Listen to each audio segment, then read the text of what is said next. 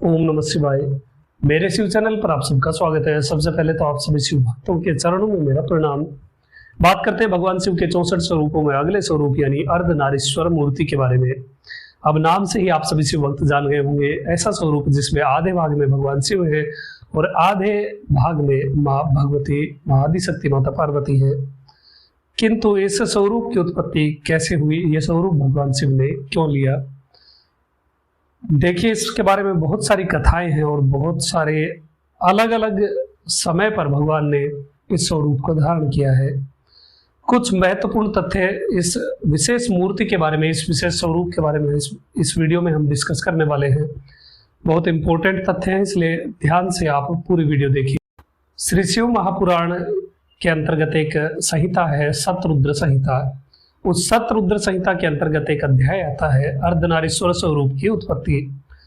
उस अध्याय को थोड़ा ध्यान से पढ़ने की आवश्यकता है। ये चीज तो हम जानते हैं कि आप बहुत सारे शिव भक्त इस कथा से अवगत होंगे कि ब्रह्मा जी जब सृष्टि की रचना करने के बाद उसकी वृद्धि नहीं कर पा रहे थे, तब उन्होंने भगवान के लिए तपस्या प्रारंभ करी और भगवान अर्धनारीश्वर रूप में प्रकट हुई। यही वो कथा है, मैं थोड़ी डिटेल से आपको बता रहा हूँ। किंतु बहुत सारे ऐसे पॉइंट हैं। शिव महापुराण एक अद्भुत ग्रंथ है। यदि कोई उसे ध्यान से समझ करके पढ़ता है तो जीवन में इतने रहस्य उसे पता चल सकते हैं, इतना असीमित ज्ञान उसे प्राप्त हो सकता है जिसकी उसने कभी कल्पना भी नहीं करी होगी। किंतु उसे धैर्य से और एक एक चीज समझ करके पढ़ना चाहिए। इस चैप्टर के बारे में बात करते हैं। इस अध्याय में ऐसा वर्णित है कि जब ब्रह्मा जी ने सृष्टि की रचना करी तो उस सृष्टि की वृद्धि नहीं हो रही थी, वो आगे नहीं बढ़ रही थी। तभी आकाशवाणी हुई कि आप मैथुनी सृष्टि की रचना करिए जिससे इसकी वृद्धि हो। अब ब्रह्मा जी समझ गए कि बिना भगवान शिव की कृपा के मैथुनी सृष्टि की रचना असंभव है, तो उन्होंने भगवान के लिए तपस्या प्रारंभ करी।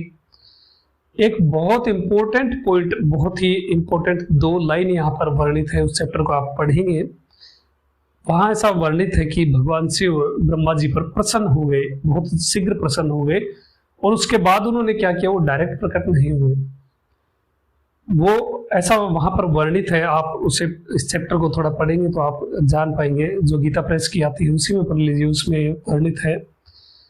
उसमें लिखा है कि भगवान हर ने अपनी अद्भुत अद्वितीय ऐश्वर्य प्रदायिनी अर्धनारीश्वर मूर्ति में प्रवेश किया, ऐसा वहां पर लिखा। ये लाइन बहुत इंपॉर्टेंट है।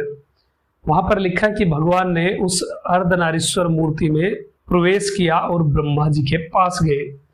अब प्रवेश किया, इससे क्या तात्पर्य है, इस चीज को समझने की बहुत ज्यादा जरूरत होती है। बहुत सारे ऐसे पॉइंट हैं जो आप सभी शिव भक्तों को जानने चाहिए। शिव महापुराण में उपायों के अतिरिक्त बहुत कुछ है, असीमित ज्ञान है। देखिए, मैं आप सभी शिव भक्तों को हमेशा कहता हूं कि आप लिंगम पूजन करिए। किसी भी देवी या देवता ने शिवलिंग की ही पूजा करी है, और शिवलिंग की पूजा क्यों, यह क्वेश्चन मैं अभी के लिए आप सभी शिव भक्तों के लिए छोड़ रहा हूं। आप कभी 1-2 वीडियो के बाद मेरे को रिमाइंडर डालिएगा इस रहस्य के बारे में बताने के लिए कि भगवान ने उस मूर्ति में प्रवेश क्यों किया। वो जब अर्धनारीश्वर स्वयं भगवान शिव माता पार्वती है, तो भगवान ने उसके अंदर कैसे प्रवेश किया। दूसरी बात, आपने बहुत सारी जगह देखा होगा, जब भी भगवान की माता के साथ कुछ अनबन होती है या ऐसी बहुत सारी कथाएं हैं, माता पार्वती जब भगवान से दूर होती तो वो शिवलिंग की पूजा करती थी। वो कभी भी भगवान के उस साकार स्वरूप की पूजा नहीं करती थी। वो जो स्वरूप वो देखती, जिनके साथ रहती, उस स्वरूप की कभी उन्होंने पूजा नहीं करी। वो शिवलिंग की ही पूजा करती। दूसरी बात, जब वो साथ होती तब भी अगर पूजा का कोई प्रसंग आया है तो उन्होंने शिवलिंग की ही पूजा करी। डायरेक्ट ऐसे भगवान सामने खड़े हैं, उनके चरणों की पूजा या फिर आरती या फिर उनका डायरेक्ट अभिषेक, ऐसा नहीं किया। उन्होंने शिवलिंग की पूजा करी। तो इसमें बहुत बड़ा रहस्य छिपा हुआ है। ये मैं आप सभी शिव भक्तों के लिए छोड़ रहा हूँ, नहीं तो 1-2 वीडियो के बाद मैं आपके सामने रहस्य उजागर करूंगा। तो एक तो प्रसंग ये था जब भगवान अर्धनारीश्वर रूप में प्रकट हुए और ब्रह्मा जी को वो स्वरूप दिखाया। फिर भगवान ने अपने को पृथक किया। एक भाग में भगवान थे, एक में माता थी, तो उस स्वरूप को उन्होंने अलग किया। एक से वो 2 हुए। तब माता जो आदि शक्ति है वो अलग हुई, तो उन्होंने अपने भ्रुकुटी मध्य से एक शक्ति ब्रह्मा जी को प्रदान करी इस मैथुन सृष्टि का प्रारंभ करने के लिए। तो एक कथा तो ये है अर्धनारीश्वर स्वरूप की। अब बात करते हैं दूसरी कथा के बारे में। भृंगी नामक एक महान शिव भक्त हुए, वो भगवान शिव के गण भी हैं, और ये ऋषि इतने महान शिव भक्त हुए कि इनका एक अपना ही प्रसंग बन गया है भक्ति में। ये हमेशा भगवान शिव की प्रदक्षिणा करते, उनकी परिक्रमा करते, अपनी नित्य पूजा करते और सीधा कैलाश जाते, कैलाश में भगवान शिव की परिक्रमा करते थे। किंतु ये देवी पार्वती की परिक्रमा नहीं करते थे, और ये बात माता नोटिस करती थी। एक बार कोई विशेष समय था जब सभी देवी देवता भगवान शिव की पूजा करने आ रहे थे। नंदी जी एक एक करके उन सबको अंदर भेज रहे थे भगवान शिव और माता पार्वती की पूजा करने के लिए।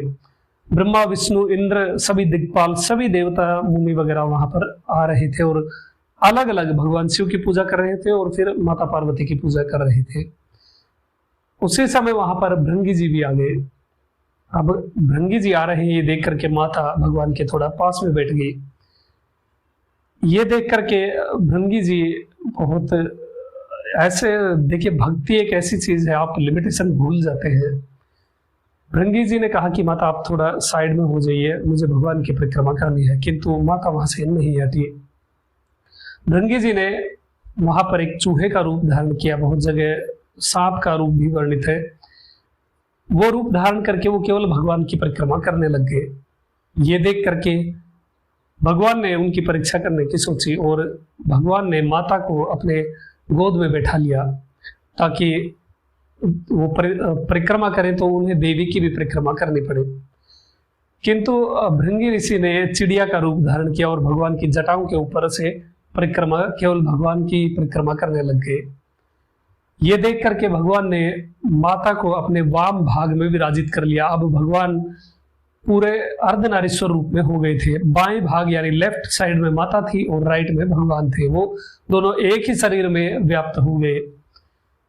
ये देख करके भृंगी ऋषि ने एक बीटल का, एक कीड़े का रूप धारण किया और वो भगवान के राइट, जो भगवान का दायां पैर था, केवल उसकी परिक्रमा करने लग गए।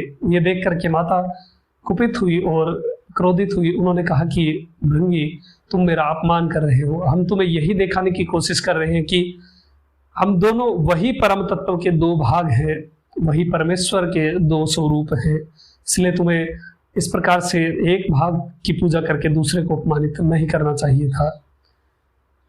तुम्हारी माता से जो भी तुम्हें अपने शरीर में चीजें प्राप्त है वो अभी विलुप्त हो जाए, ऐसा श्राप माता पार्वती ने वहीं पर दिया। और क्या हुआ, इस श्राप के फल स्वरूप भृंगी ऋषि के जितना भी खून था और जितना भी मांस था शरीर में, वो नष्ट हो गया, वो गायब हो गया। अब केवल जो हड्डियां, अस्थि और नेल्स वगैरह है, जो नसें हैं, वही बची हुई थी। ये भी एक फैक्ट आप सभी शिव भक्तों को मैं बता दूं, माता पिता के संयोग से हमारी रचना होती है, हमारी उत्पत्ति होती है, किसी भी जीव की उत्पत्ति होती है। हमारे मानव शरीर में जो हड्डी, अस्थि और जो ये नेल्स हैं, जो नाखून होते हैं, जो नसें हैं हमारे शरीर में, ये हमें पिता से प्राप्त होती है, और जो खून है और मांस है वो हमें माता से प्राप्त होता है। इन दोनों के संयोग से हमारे शरीर की रचना होती है। ये बहुत बड़ा रहस्य आप सभी शिव भक्तों को समझना चाहिए। इसलिए माता और पिता में कभी भी भेद नहीं करना चाहिए। ये कथा को थोड़ा साइड में रखिए, लेकिन जो आपके एक्चुअल माता पिता हैं उनमें भी आपको समान रूप से परमेश्वर को देखना चाहिए। ये सारी कथाएं हमारे जीवन को कल्याणकारी, हमारे जीवन को सार्थक बनाने के लिए भगवान ने बहुत सारी लीलाएं करी है। इसे सुनने मात्र से नहीं बल्कि अपनाना भी चाहिए, हमें जीवन में अपनाना चाहिए इसे। बहुत सारे ऐसे बच्चे होते हैं जो केवल या तो माता से ही अधिक प्रेम करते हैं या फिर पिता से ही अधिक प्रेम करते हैं, और आजकल तो ट्रेंड हो गया कि माँ का लाडला है या पिता का लाडला है। इस प्रकार से ऐसा नहीं करना चाहिए। दोनों ही आपके लिए तो वही परमेश्वर है, क्योंकि केवल उन्हीं की वजह से आप इस संसार में आए हैं, और ये जो कुछ भी आपके पास है केवल उन्हीं की वजह से है। इसलिए जब भी मौका मिले आपको हमेशा, जब भी आपको, चाहे एक बार ही करिए जीवन में, किंतु अपने माता पिता के चरणों की पूजा करिए। भगवान शिव आप पर बहुत ज्यादा प्रसन्न हो जाएंगे। अपने माता पिता की जो पूजा करता है उसे किसी तीर्थ की आवश्यकता नहीं रहती है। तो ये मैं सामान्य ज्ञान की बात नहीं बता रहा हूँ, ये फैक्टर मैं आपको तथ्य बता रहा हूँ जो कथा में भी वर्णित है, और ये रहस्य ही है। देखिए, हमारे शरीर की उत्पत्ति में हड्डियां और अस्थियां, नाखून, ये सब हमें पिता से प्राप्त होते हैं, और खून और मांस ये माता से प्राप्त होता है। इसलिए दोनों में समान भाव रखना चाहिए। ये श्राप जब माता ने दिया तो वो ढांचा मात्र रह गए भृंगी ऋषि, तब भगवान ने उन पर कृपा करी और उन्हें एक तीसरी टांग भी दी, एक थर्ड लेग दी, इसलिए वो त्रिपद भी कहलाते हैं। ये फोटो यहाँ पर आप भृंगी ऋषि का स्क्रीन पर देख सकते हैं। इनकी 3 टांगे हैं, भगवान के अनन्य भक्त हैं। देखिए, ये भी एक अलग तरह का भक्ति भाव है, किंतु इस फैक्ट को हमें नहीं नकारना चाहिए। अब आप सभी शिव भक्त भी इस बात से कंफ्यूज मत होइए, क्योंकि जो शिवलिंग होता है वो शिव और पार्वती देवी और परमेश्वर का सम्यक एक ही रूप है, वो दोनों मिला करके एक है। इसलिए जब आप शिवलिंग की पूजा करते हैं तो दोनों की ही पूजा हो जाती है। ये था अर्धनारीश्वर स्वरूप का रहस्य।